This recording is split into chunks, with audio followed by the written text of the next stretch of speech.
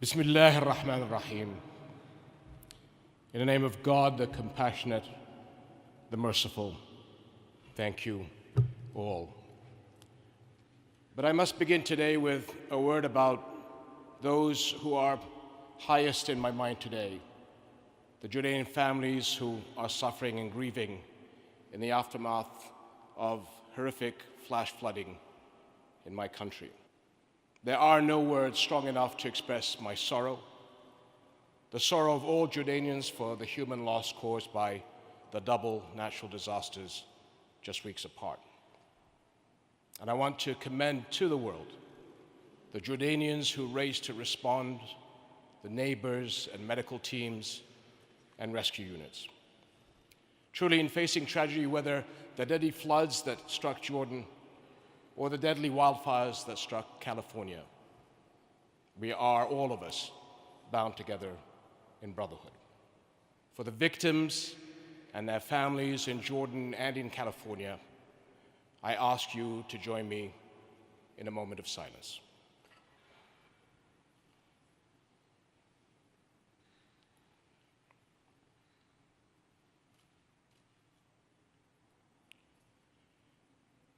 Dean Holler, thank you for your warm welcome to the Washington National Cathedral. Sheikh Hamza, first of all, and my friend, dear friend, Secretary General, thank you for your very, very generous words. And a heartfelt thanks to Heather Templeton-Dill and the entire Templeton family and foundation. May God reward the late Sir John for his tremendous legacy in affirming life's spiritual dimension and upholding positive values worldwide. I truly wish I had met Sir John in person, but meeting his family who are carrying on his work is meeting the best of what he stood for. And today I am truly humbled to be recognized by all of you. But let me say, everything you honor me for simply carries onward what Jordanians have always done and how Jordanians have always lived in mutual kindness, harmony, and brotherhood. And so I accept this extraordinary prize, not on my own behalf, but on behalf of all Jordanians. My friends, our country has long upheld religious mutual respect. The five prophets of great resolve, as they are called in the Quran, prophets of Judaism, Christianity, and Islam, peace be upon them all, have blessed our land with their presence. Noah has a tomb in Karak. Abraham came through from the land of what is now Iraq on his way to Hebron. Moses died in Jordan on Mount Nebo. Jesus Christ, the Messiah, was baptized in Jordan on the east bank of the River Jordan by John the Baptist. And my country preserves this special site and others with great care, welcoming Christian pilgrims and other visitors from around the world.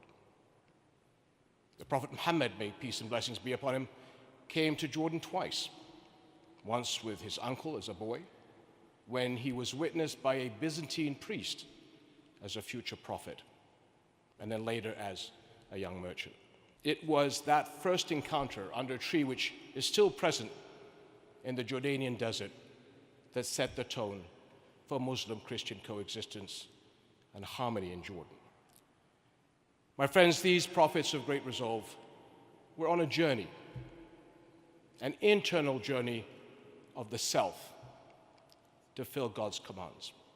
And the first step of any such journey begins with the struggle, the jihad within each of us to be the best person we can be. The greater jihad of the great prophets brought illumination to all of us. So here at this cathedral, as a Muslim, I'd like to say a word about jihad. And I'm sure that's not something you hear too often within these walls. But nothing is more important to understand. The greater jihad has nothing to do with the hate-filled fiction promoted by the Khawarij the outlaws of Islam, such as Daesh and the like, or the Islamophobes, who also distort our religion. It is instead the personal internal struggle to defeat the ego and the struggle we all share for a world of peace, harmony, and love. As has been said, in Islam, to love God and love one's neighbor are core commandments. And as Sheikh Hamza noted, the Prophet Muhammad, peace and blessings be upon him, said, none of you has faith until you love for your neighbor what you love for yourself. This is the Islam I learned in Jordan. Islam of kindness and mercy, not of madness and cruelty. Traditional Orthodox Islam, not modern fundamentalist Islam. The Islam of forgive and let live, not of attack and nitpick. The Islam of fundamental principles, usul in Arabic, not of fundamentalist details. The Islam of the holistic vision of the Quran and the Sunnah, and not the cherry picking of verses to suit a political agenda.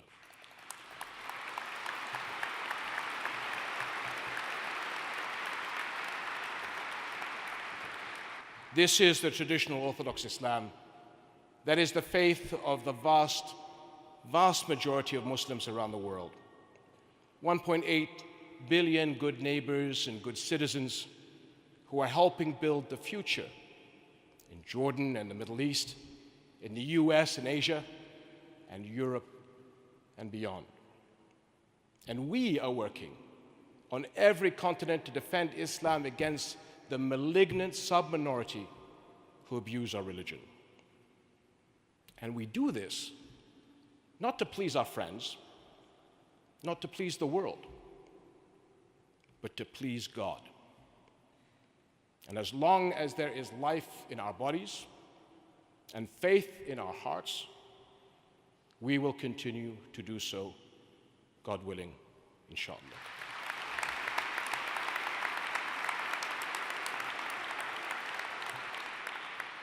And we are not alone. The great commandments to love God and love one's neighbor, as has been said this evening, are found again and again in Judaism, Christianity, and Islam and other faiths around the world. It is a profound message, calling every one of us to struggle to look beyond ourselves. And this outward insight is the source and hope of all coexistence. And when we talk about hope and coexistence, no issue is more important than Jerusalem. More than half of the world's people belong to religions that hold Jerusalem as a holy city: Islam, Christianity, and Judaism. For Muslims, Jerusalem stands along with Mecca and Medina as one of Islam's three holiest places. And a special duty binds me and all Jordanians as Hashemite custodian of Jerusalem's Islamic and Christian holy sites. With its long multi-faith heritage, Jerusalem must be protected as a unifying city of peace. And I am tremendously grateful to the Templeton Prize for making it possible to further this work. A portion of the Templeton Prize will help renovate and restore religious sites in Jerusalem, including the Church of the Holy Sepulchre.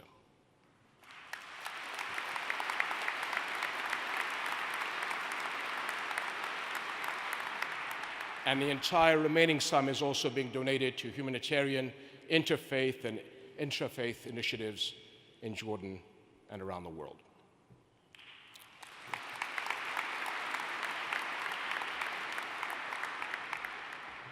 My friends, God says in the Quran, for those who say our Lord is God and then follow the straight path, there is no fear, nor shall they grieve. And the Prophet Muhammad, peace and blessings be upon him, said, whoever believes in God in the last day, let him behave with excellence and virtue, ihsan, towards his. It is time to do all we can to maximize the good in our world and bring people together in understanding. But it begins with the struggle, the jihad within ourselves to be the best we can be. And it's been said that all it takes for evil to prevail is for good people to do nothing. But together, God willing, we can achieve something important. We can create the future of coexistence that humanity so desperately needs. Let us keep up the struggle. Thank you.